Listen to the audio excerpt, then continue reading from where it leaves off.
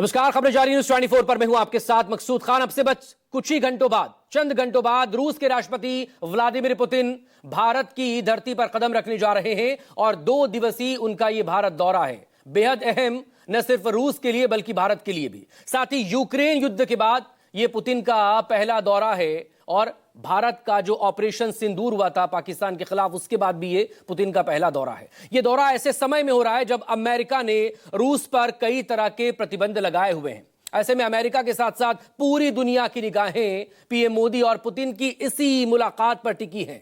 Putin करीब 30 घंटे तक भारत में रहेंगे। ऐसे में दोनों देशों के बीच क्या समझौते होने की उम्मीद है और दोनों देशों को इससे क्या मिलने जा रहा है, इस पर हम चर्चा करेंगे। विशेषज्ञों का एक पैनल हमारे साथ इस वक्त जुड़ रहा है। पुतिन के दौरे से जुड़ी हर चीज पर बारीकी से हमारी नजरें।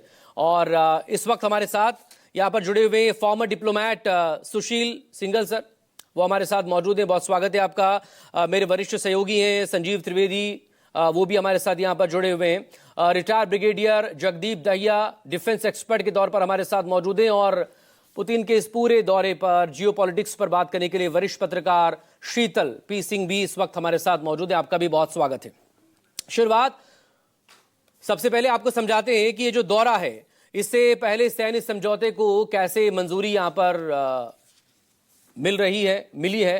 रालोस में कैसे समझौता हुआ पुतिन के भारत के लिए टेक ऑफ करने से पहले, और इसके साथ ही आज ये देखिए कि पुतिन शाम 6 बजे पालाम एयरपोर्ट पर लैंड करेंगे। सिक्योरिटी बहुत इस वक्त टाइट है, इस वक्त पूरे दिल्ली एनसीआर की। इसके बाद सीधे वहां से निकलेंगे। पीएम आवास में डिनर का आज कार्यक्रम रखा गया है। आज ये पहली मीटिंग यहां पर होगी प्रधानमंत्री नरेंद्र मोदी और रूसी राष्ट्रपति व्लादिमीर पुतिन की। कल अगर ऑफिशियल जो कार्यक्रम है पूरा, उसको लेकर हम बात करें तो उसमें राजघाट जाएंगे सुबह 11:30 बजे। इससे पहले एक वार्म वेलकम उनका वहां पर किया जाएगा प्रेसिडेंट हाउस में। उद्योगपतियों से मुलाकात का कार्यक्रम भी यहां पर है राष्ट्रपति व्लादिमीर पुतिन का। और इस सब के बीच राष्ट्रपति द्रौपदी मुर्मू से उनकी मुलाकात भी होनी है। तो आज से लेकर कल तक, अगले 30 घंटों तक पूरे दिल्ली एनसीआर में सुरक्षा व्यवस्था चाक चौबंद है। और ये देखें, पुतिन के साथ 7 मंत्रियों का जो डेलीगेशन आने जा रहा है, आंद्रेई साथ में आएंगे, ऑक्साना लूज जो कि एग्रीकल्चर मिनिस्टर हैं, आंद्रेई निकितन ट्रांसपोर्ट मिनिस्टर है, वो यहां पर होंगे। डिफेंस मिनिस्टर है आंद्रेई बेलाउसो, वो यहां पर मौजूद होंगे। संजीव त्रिवेदी के पास रुख करेंगे क्योंकि संजीव, अब ज्यादा वक्त बचा नहीं है जब रूसी राष्ट्रपति व्लादिमीर पुतिन भारत आ रहे हैं। ऐसे वक्त में यह दौरा कितना अहम। दिल्ली में दिसंबर में भले ही सर्दी का मौसम हो, लेकिन पूरी दुनिया में इस मुलाकात पर सबकी नजरें हैं और तपिश बढ़ी हुई है। खासतौर पर अमेरिका की नजरें हैं, डोनाल्ड ट्रंप की और नाटो की भी। संजीव,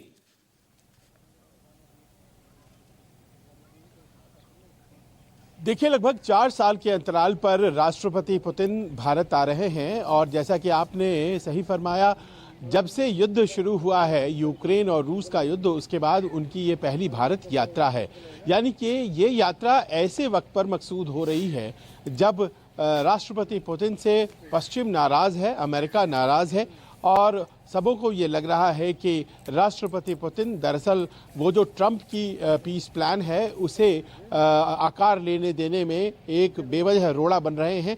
ऐसे में जबकि यूक्रेन सभी शर्तों को मानने के लिए तैयार है, वहीं दूसरी तरफ राष्ट्रपति पुतिन का अगर हम पक्ष देखें तो हम पाते हैं कि वो अपने पुराने जो फ्रंटियर्स हैं उनको और ज़्यादा मजबूत कर रहे हैं और ख़ास तौर पर एशिया की तरफ वो नए फ्रंटियर्स और नया मजबूत दोस्ताना संबंध गढ़ने की तरफ अग्रसर हैं। और ऐसे में हाल के वर्षों में चीन के साथ उनके जो संबंध मजबूत हुए हैं उस ओर निगाहें डालना उचित होगा। लेकिन भारत तो आप जानते हैं एशिया में रूस का सबसे बड़ा मित्र और हमेशा का मित्र रहा है। और ऐसे में ये मुलाकात और ये जो पूरी यात्रा है ये बहुत ही खास हो जाती है और ख़ास तौर पर पुतिन के लिए और भी ज़्यादा, जबकि हमने ये बात तेल खरीद करके साबित किया मकसूद कि हमारी एक इंडिपेंडेंट फॉरेन पॉलिसी है और पश्चिम लगातार दबाव बनाता रहा। हमने तेल लगातार खरीदना जारी रखा। राष्ट्रपति पुतिन को इस वक्त ज़रूरत थी भारत द्वारा तेल खरीदे जाने की, और ऐसा करके हमने इस बात का परिचय दिया कि हमारी एक इंडिपेंडेंट फॉरेन पॉलिसी है। जी। अब इसी पृष्ठभूमि में ये यात्रा होने जा रही है। बाकी तो जो एग्रीमेंट्स होने हैं और बाकी बातें होनी हैं वो तो हर यात्रा में होती है, इस बार भी होगी। मोबिलिटी पैक्ट एक अच्छी बात है जो कि साइन होने जा रही है। भारतीय वहां जाकर काम कर पाएंगे या फिर 5th generation Sukhoi planes fighter jets हमें मिलेंगे, स्टेल्थ बॉम्बर्स, और इसके अलावा S-400 S-500 तमाम बातें होनी है।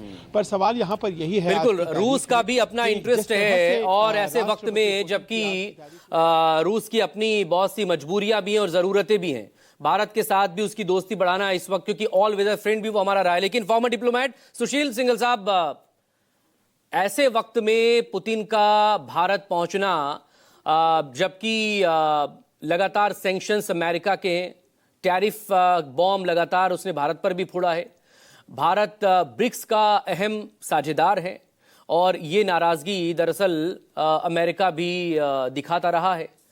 तो एक ओवरऑल ये दौरा पुतिन का कितना अहम, न सिर्फ रूस के लिए बल्कि भारत के लिए भी?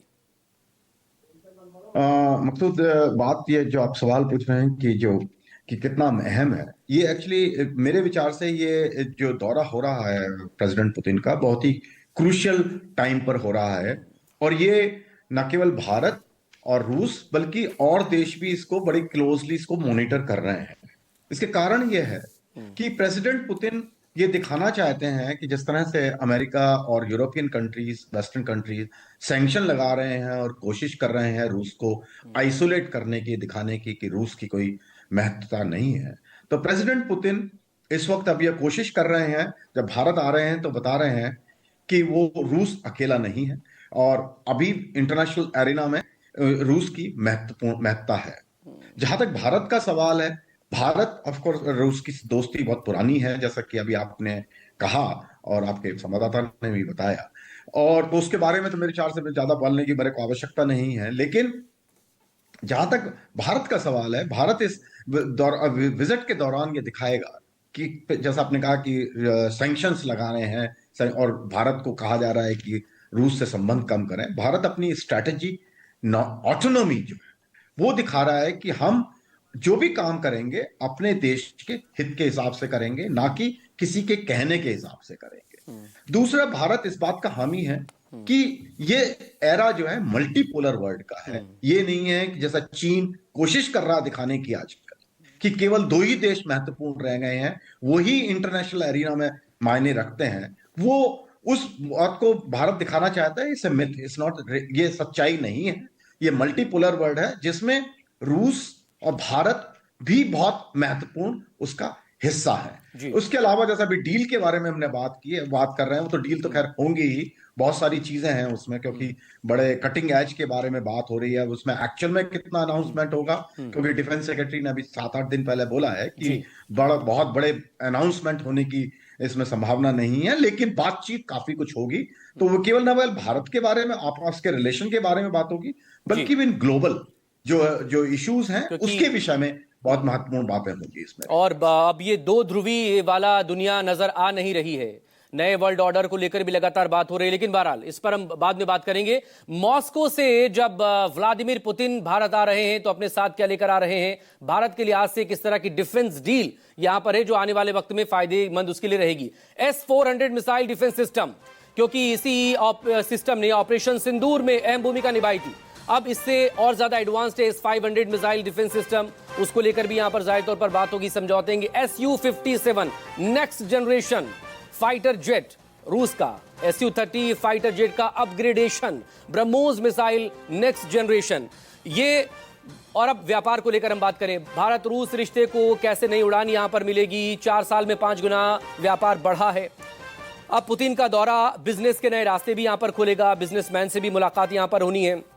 दुनिया की जीडीपी में हिस्सेदारी, भारत की जीडीपी दरअसल $4.3 ट्रिलियन की है, भारत रूस की भी बड़ी हिस्सेदारी यहाँ पर है। दोनों के बीच अगर द्विपक्षीय व्यापार को हम देखें तो $68.7 अरब का व्यापार 2024-25 के दौरान रहा है, और ये आयात को लेकर आंकड़ा देखें तो $63.84 अरब का आयात है और निर्यात $4.88 अरब का है। यहाँ थोड़ा गैप जरूर है, लेकिन 2030 तक इसे बढ़ाने का लक्ष्य, अगले 5 सालों में इसे बढ़ाकर करीब $100 अरब तक यहां पर पहुंचाना है। लेकिन इस सबसे बीच दौरे से पहले सैन्य समझौते को मंजूरी यहां पर जो दी गई रैलोस वो बेहद अहम है। पहले फैसला इसको लेकर किया गया था, सैन्य परमाणु ऊर्जा में सहयोग के लिए वो आगे बढ़ाएगा। डिफेंस एक्सपर्ट मेरे साथ ब्रिगेडियर जगदीप दहिया इस वक्त हमारे साथ मौजूद है। ब्रिगेडियर दहिया, डिफेंस के तौर पर चूंकि रूस हमारा ऑल वेदर फ्रेंड भी रहा है, मिलिट्री इक्विपमेंट से लेकर फाइटर जेट बहुत से हम वहां से लेते रहे हैं, और अब ये जो नई डील होने जा रही है इससे कितनी ज्यादा ताकत हमें मिलेगी, हमारी सेना को मिलेगी? भारत और रशिया के जो रक्षा संबंध हैं वो ये जो स्पेशल और प्रिविलेज्ड स्ट्रेटेजिक पार्टनरशिप है उसका एक बहुत अहम हिस्सा है। और रशिया ने भारत को हमेशा साथ दिया है। इसका हिस्टोरिकल पर्सपेक्टिव भी आज आप देखें, चाहे जब से हम चाइना के खिलाफ लड़ाई हुई 1965 की लड़ाई पाकिस्तान के साथ और 71 की लड़ाई में, तो रशिया ने हमेशा हमारा हाथ थामा है। और हालांकि पहले 90 के दशक में और 2000 तक हमारा तकरीबन जो आर्म्स ट्रेड होता था वो तकरीबन 75% रशिया के साथ होता था। वो अभी काफी घट के तकरीबन 40% के करीब आ गया है जी। लेकिन रशिया ने हमेशा हमारी मदद की है। और ये जो एयर डिफेंस वेपन सिस्टम जो हमें दिया गया S-400 जिसकी अभी पूरी डिलीवरी होनी बाकी है, उसकी टाइमली डिलीवरी पे भी बातचीत होगी। और उसने हमें बहुत बड़ी काबिलियत दी है जिसका हमने नज़ारा देखा था ऑपरेशन सिंदूर के दौरान। और इसके अलावा अभी जो रैलोस और जो इंडिया और रशिया का जो लॉजिस्टिक पैक्ट साइन हुआ है 2 तारीख को, और इसके तहत जितने भी डिफेंस हमारे पास रशियन इक्विपमेंट है, चाहे वो टैंक हैं, चाहे वो एयरक्राफ्ट हैं, जैसे T-72 Su-30 एयरक्राफ्ट हैं, उनका भी अभी आगे अपग्रेड होना है। तो ये पैक्ट उसके अंदर बहुत मदद करेगा। इसके अंदर बेसिकली रिपेयर, मेंटेनेंस और स्पेयर पार्ट्स की अवेलेबिलिटी की अश्योरेंस दी गई है। और जहाँ तक कि नए डिफेंस डील्स की जो बात हो सकती है, उसके अंदर एक डेफिनेटली रशिया पिच करेगा Su-57 के लिए, क्योंकि भारत के पास अभी कोई स्टेल्थ फाइटर एयरक्राफ्ट नहीं है और वो आज के समय में वो बहुत जरूरी है। उसके साथ ही और ये जो इंडिया और रशिया की जो कोलैबोरेशन है, ये सिर्फ फाइटर एयरक्राफ्ट, नेवी जो हमारी है वो बहुत। ब्रिगेडियर दहिया प्लीज मेरे साथ आप बने रहिएगा, आगे शीतल जी से भी मुझे बात करनी है। लेकिन एक बड़ी खबर इस वक्त बता दें, रूस के राष्ट्रपति व्लादिमीर पुतिन का स्वागत करने के लिए विदेश मंत्री एस जयशंकर पालम एयरपोर्ट पहुंचेंगे, वहां पर पुतिन को रिसीव करेंगे जयशंकर, एस जयशंकर। एक छोटा सा रिएक्शन संजीव आपका, फिर शीतल जी से बात करेंगे। संजीव।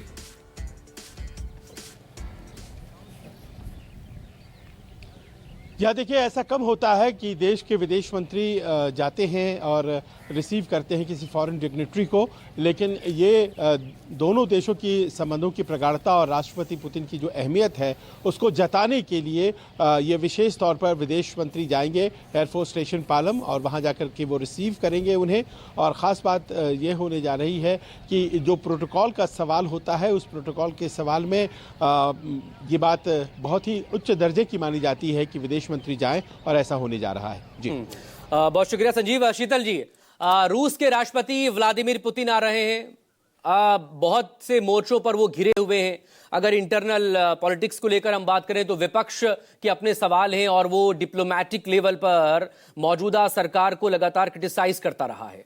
और ऐसे वक्त में पुतिन का भारत आना, डिप्लोमेटिक लेवल पर भारत क्या एक एज यहां से ले सकता है? बहुत से ऐसे फैसले यहां पर लिए जा सकते हैं ना शीतल जी? देखिए, जहां तक रूस और भारत के संबंध की बात है, उसमें हमारे पक्ष विपक्ष में कोई मतभेद उस तरह से नहीं है। हाँ, इस मामले में हमारा रिश्ता रूस से चूंकि बहुत पुराना, टाइम टेस्टेड और बहुत ज़रूरी रहा है, इसलिए जो लोग आज विपक्ष में हैं, पहले वो सत्ता में थे, उनका भी रिश्ता था। जो आज सत्ता में हैं वो पहले विपक्ष में थे, उनका अब रिश्ता है। और सबने अपने समय समय में इसको टेस्ट किया है। ये तो एक चीज़ हो गई। लेकिन ये सही है कि जो अंतर्राष्ट्रीय परिस्थितियों में बदलाव आया है और भू राजनीतिक और भू आर्थिक परिस्थितियों में जो बदलाव आया है, उससे इस रिश्ते में थोड़ी सी ऐसी समस्याएं पैदा हो गई हैं जिनका तुरंत हमारे पास हल नहीं है। जैसे तकनीकी विकास की वजह से हम रूस पर जितना निर्भर पहले रक्षा के मामलों में थे, जैसा अभी रक्षा विशेषज्ञ ने सही बताया, अब हम करीब 37% 38% ही उनसे हमारी रक्षा मामलों में खरीदारी बची है। जो हमारे दूसरे व्यापार हैं, अगर हम पिछले 4 सालों में इस तेल के व्यापार को छोड़ दें, अभी जो 63-64 बिलियन का हमारा व्यापार है, उसमें 58-59 बिलियन, ऑलमोस्ट आप कह सकते हैं 90% से ज्यादा तेल की खरीद का था, जो पिछले 3 महीनों में बहुत रिड्यूस हो गया है अमेरिकी दबाव की वजह से। तो और हम जो रूस को सप्लाई करते हैं वो कुल 8-9 बिलियन का मामला है। हमारे पास अब बहुत कम चीजें हैं। दवाओं का एक क्षेत्र है जिसमें हम हैं, थोड़ा इलेक्ट्रॉनिक्स का है, लेकिन बहुत सारी चीजें उनको देने की नहीं है। एक नया क्षेत्र उभर रहा है, मुझे लगता है कि शायद उसका उपयोग हो, इस बातचीत में कुछ निकले। वो है हमारी जो मानवीय शक्ति है, यानी हमारे पास श्रमिक बहुत हैं, और रूस इस समय युद्ध में लगातार काफी समय से होने से और करीब 1 मिलियन लोगों के मृत या घायल होने की वजह से, वैसे भी उनकी कोई बहुत ज्यादा आबादी नहीं है, उनको हमारी मैन पावर की जरूरत बहुत सारे सिविल कामों में होगी जी। अब ये, लेकिन बड़ा सेंसिटिव एरिया भी है, क्योंकि अभी बहुत शिकायतें वहां से आई हैं कि बहुत सारे लोग हमारे जो वहां गए थे पढ़ने या और चीजों में, उनमें से कॉन्ट्रैक्ट जो लेबर करा के ले गए, उन लोगों ने धोखा उनसे किया और उनको बॉर्डर पे हमने पाया। उनमें से बहुत सारे वीडियोस बहुत दुखदाई हैं, कुछ लोगों की मृत्यु वगैरह भी हुई है। तो ये एक एरिया हमें देखना होगा कि उनका, अगर ये बात बनती है तो इसमें हमारा दुरुपयोग न हो किसी लेवल पर, ठीक, हमारे नागरिकों का। ये सब एरियाज हैं जो सामने आ रहे हैं। लेकिन इस बीच एक और डेवलपमेंट है जिसको नोट करना जरूरी है। प्लीज। अब रूस और चीन के बीच जो आपसी संबंध है वो ऐतिहासिक रूप से बहुत विकराल हो गए हैं। $250 बिलियन का तो उनके बीच व्यापार है। दूसरे सीमा में अभी उन्होंने अपने, दोनों लोगों ने अपने नागरिकों को 3-3 महीने तक एक दूसरे के यहाँ बिना वीजा के जाने की अनुमति दे दी है। प्लस अंतर्राष्ट्रीय परिस्थितियां ऐसी हैं कि जिसमें आज की तारीख में रूस की परनिर्भरता चीन पर बढ़ती ही जानी है, और चीन के लिए भी ये बहुत सुखद स्थिति है कि रूस पूरी अपनी सामर्थ्य के साथ उन पर निर्भर है। जी। और रशिया की अपनी पॉलिसी है ना, फिर वो इसीलिए भी सोच रहा है चाइना +1, तो वो +1 में फिर भारत की तरफ नजरें जमा कर बैठा हुआ है। इस पर हम आगे बात करेंगे प्लीज। लेकिन राष्ट्रपति पुतिन जब दिल्ली में होंगे तो कैसे सुरक्षा घेरा उनका यहां पर रहेगा, ये बेहद समझने वाली बात है। सबसे पहले तो जो पहला घेरा है वो पुतिन के अपने जो पर्सनल सिक्योरिटी गार्ड्स हैं वो उनको कवर करते हैं। रूस की FPS यानी कि फेडरल प्रोटेक्टिव सर्विस का होगा पहला घेरा। दूसरे लेयर में भारत के SPG कमांडोज वहां पर रहेंगे। तीसरे लेयर में होगा NSG, हमारे जो नेशनल सिक्योरिटी गार्ड्स हैं। चौथी लेयर होगी पैरामिलिट्री फोर्सेस की। इसके अलावा 5वें लेयर में होगी दिल्ली पुलिस की तैनाती। तो ये सिक्योरिटी घेरा यहां पर पुतिन का होगा। और पुतिन जिस तरह की शख्सियत है, और लगातार 2022 में जब से यूक्रेन के साथ युद्ध में वो एंटर कर चुके हैं, तो इस युद्ध के बाद से ही कैसे उनकी सिक्योरिटी को लेकर और ज्यादा वो चौकन्ना है, ये भी दिखा रहा है। बहरहाल, तो राष्ट्रपति पुतिन का सुरक्षा घेरा इसी तरह से यहां पर रहेगा, क्योंकि एक तरफ सैंक्शंस तो उनके ऊपर है ही, चाहे वो UN के हों या फिर USA अमेरिका के हों। और अब देखिए पुतिन का अदृश्य रक्षा कवच कैसे काम करता है। स्नाइपर होते हैं उनमें, रक्षा कवच में ड्रोन, CCTV से नजरें होती हैं, IB के अधिकारी हैं, रॉ एजेंट से हैं, जैमर वहां पर तैनात रहेंगे। पूरी तरह से कहां किस वक्त में वो मौजूद रहेंगे, इसको लेकर भी बहुत चीजें रखती हैं।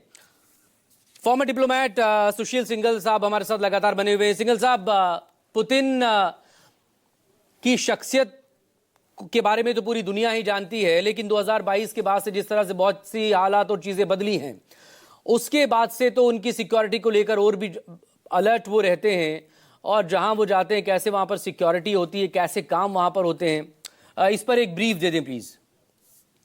देखिए, बात यह है कि जो जहां तक सिक्योरिटी अरेंजमेंट का सवाल है, ये दोनों देश मिलकर के उसको देखते हैं। पहले देखते हैं कि भाई क्या जो है रिस्क है, किस तरह की खबरें आ रही हैं, क्योंकि इसके नेटवर्क होता है, जैसे रॉका भी है, उनकी भी अपनी सिक्योरिटी एजेंसीज हैं। उसको थ्रेट असेसमेंट किया जाता है कि वहां से देश का, और फिर जब प्रोटोकॉल की मीटिंग होती है तो उसमें जो सुरक्षा अधिकारी हैं वो भी उसमें आते हैं, और वो सारा उसके हिसाब से डिस्कशन किया जाता है। और नॉर्म तय करी जाती हैं उसमें, जो प्रोटोकॉल पहले से मीटिंग होती है उसकी डेलीगेशंस की, इसके अलग से स्पेशल डेलीगेशंस आते हैं इसके लिए, और वहां पर ये सब डिसीजन लिए जाते हैं जॉइंटली। और क्योंकि काफी चीजें कॉन्फिडेंशियल भी रखी जाती है, क्योंकि सरप्राइज फैक्टर भी रखना पड़ता है। नहीं तो अगर किसी को कुछ गलत काम करना है, अगर उनको मालूम हो कि किस तरह की सुरक्षा व्यवस्था है, तो वो उसको कोशिश कर सकते हैं कि उसको उसको काउंटर करें।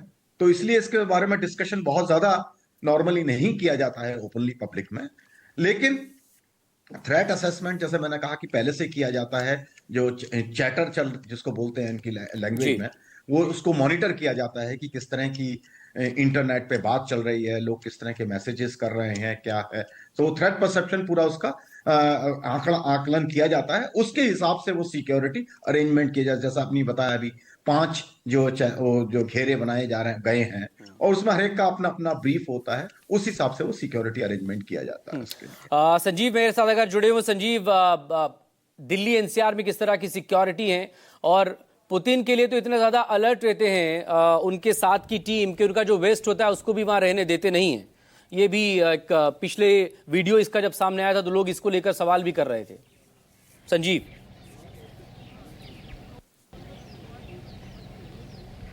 जी हाँ, देखिए ये भी अपने आप में एक नई बात है, एक नया आयाम है सिक्योरिटी का, कि कुछ भी ऐसा नहीं जो कि पुतिन से जुड़ा हुआ है वो यहाँ हमारे देश में रह जाएगा। और सबसे बड़ी बात यह है कि खाना पीना तो हमने सुना था, वेस्ट भी वापस लेकर के जाया जाता है, और उसके पीछे गणित ये होता है कि क्या वो बीमारियों से कोई सफ़र कर रहे हैं, कोई कमज़ोरियां तो उनको नहीं है, ये बात किसी को पता नहीं चलनी चाहिए।